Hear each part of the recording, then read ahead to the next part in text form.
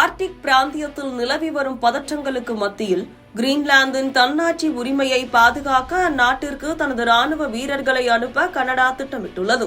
அமெரிக்க அதிபர் டொனால்டு டிரம்பின் வர்த்தக போர் மிரட்டலுக்கு பதிலடி கொடுக்கும் வகையில் பிரதமர் மார்க் கார்னி எடுத்துள்ள இந்த அதிரடி முடிவு சர்வதேச அரசியலில் பெரும் பரபரப்பை ஏற்படுத்தியுள்ளது. இது குறித்த கூடுதல் தகவல்களை பார்க்கலாம். டென்மார்க்கின் தன்னாட்சி பிராந்தியமான கிரீன்லாந்தை வாங்குவதற்கு அமெரிக்கா தீவிரம் காட்டி வருகிறது. இதற்கு பதிலடியாக நேட்டோ கூட்டாளிகளுடன் இணைந்து கிரீன்லாந்தின் பாதுகாப்பை உறுதி செய்ய கனடிய தரைப்படை வீரர்களை அனுப்ப பிரதமர் மார்க் கார்னி ஆலோசித்து வருகிறார். இதற்கான விரிவான அவசர கால திட்டங்கள் கடந்த வாரமே மத்திய அரசிடம் சமர்ப்பிக்கப்பட்டுள்ளன.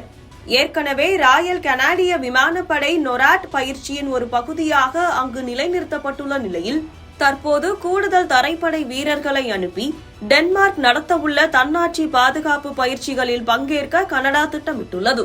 தேவைப்பட்டால் இந்த வார இறுதிக்குள்ளேயே ஒரு சிறிய கனடிய படைப்பிரிவு விமானம் மூலம் கிரீன்லாந்துக்கு அனுப்பப்படலாம் என மூத்த அதிகாரிகள் தெரிவித்துள்ளனர். கிரீன்லாந்தை அமெரிக்காவிடம் ஒப்படைக்க மறுக்கும் டென்மார்க் மற்றும் அதை ஆதரிக்கும் நாடுகள் மீது பிப்ரவரி 1 முதல் 10% வரியும் ஜூன் 1 முதல் 25% வரியும் விதிக்கப்படும் என அதிபர் டிரம்ப் எச்சரித்துள்ளார். சீனா மற்றும் ரஷ்யாவின் ஆர்டிக் நலன்களை காரணம் காட்டி இந்த நிலப்பரப்பு அமெரிக்காவின் தேசிய பாதுகாப்பிற்கு அவசியம் என அவர் வாதிடுகிறார். கத்தாரில் நடைபெற்ற செய்தியாளர் சந்திப்பில் பேசிய பிரதமர் கார்னி டிரம்பின் இந்த வரி விதிப்பு மிரட்டலை கடுமையான பதற்றம் என்று வர்ணித்தார். கிரீன்லாந்தின் எதிர்காலத்தை அந்த பகுதி மக்களும் டென்மார்க்கும் மட்டுமே தீர்மானிக்க முடியும்.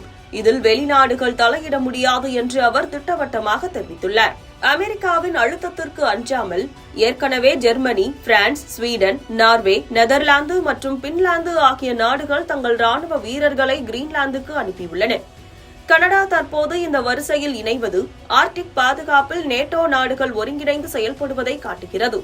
இருப்பினும் இந்த நடவடிக்கை அமெரிக்கா கனடா இடையேயான நீண்டகால உறவில் பெரும் விரிசலை ஏற்படுத்தக்கூடும் என்பதால் இதன் பொருளாதார மற்றும் அரசியல் விளைவுகள் குறித்து கனேடிய அதிகாரிகள் தீவிரமாக ஆராய்ந்து வருகின்றனர்.